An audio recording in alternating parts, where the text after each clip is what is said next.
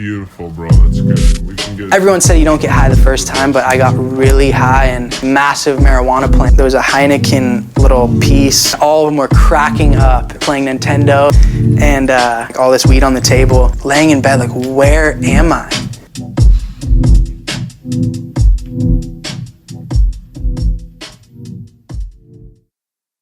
So yeah, I grew up in a very functional family. I had everything that I could really want as a kid. I was super innocent. Early on, kids around the block were just skating around me, and I kind of just picked it up, and I just idolized them. And so my dad's like talking to like all these skate shops, marketing around like he does, and they wanted to sponsor me. And for the next 4 years, they got me other sponsorships, and I just started being just favored in the industry. And I would just show up to my house with boxes of clothes and boxes of shoes and boxes of skateboards.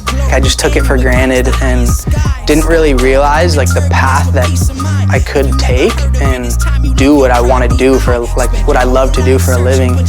There was a certain point where I started hanging out with these people. I'm getting drunk and I'm living that skate life that I've seen on these skate videos. These big influential brands post an image. That really became my identity. My identity was found in skateboarding and being that like hesh little kid that's really good at skating. And you know, Chance is the skater kid. That's how people knew me.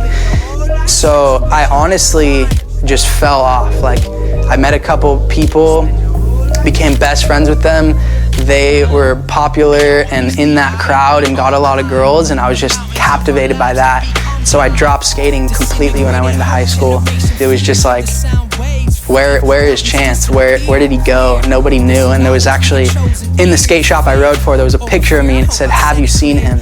So I just dipped and was at every party on the weekend, and just kind of inflated my ego a little bit and thought I was, you know, above other people, and I was kind of living that way all throughout high school, not even knowing it. I would just lie, I would cheat, I would steal, and I was just in over my head in all of this darkness and destruction. And so this was me. I was fully convinced that this was who I was. My girlfriend was being hurt, my friendships were unstable, I couldn't be myself around them. I was like, dang, like, what am I gonna do now? And at the same time, my family lost our restaurant, lost our house, lost both the cars. We were kind of just sent on our own ways. My brother went to LA, I went to my friend's house, my parents went another place, and I lived with my buddy for 4 months. Didn't have a job, and I just started selling drugs to get by, and he bought me my first little sack to get me started. And I looked around and I was just like laying in bed, like, where am I? Like, what have I even been doing? I don't even have like a grid of the past 4 months. I can't even name one memory. It's all just a blur, and I was so overwhelmed by this like loneliness and this darkness. And I remember sitting outside on the porch by myself, like just crying out to God in any way that I knew how. I remember this conviction of honesty came into my heart, and I remember in the grid I had of God or who Jesus was, I just heard, your identity isn't in what you do, but it's in who you are. It's in who I say you are, and you are a son of God.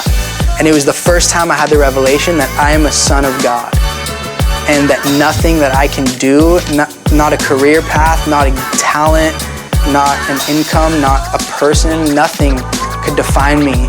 I just felt God's embrace, and I saw him in the eyes of the people around me, and I saw what a life could be without drugs. Like, I was shocked that I didn't have to be drunk or high or on anything to have a genuinely good time. That's real. Like, people think that life is boring without drugs and alcohol. You know, we're given this picture and this false reality of what our 20s look like, what living young and being young, wild, and free looks like.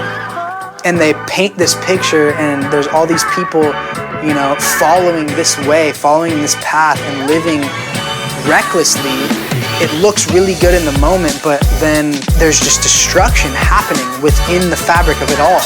You don't have to settle and just follow the crowd. You can be a leader, you can stand up, you can live from your heart and really be who you want to be.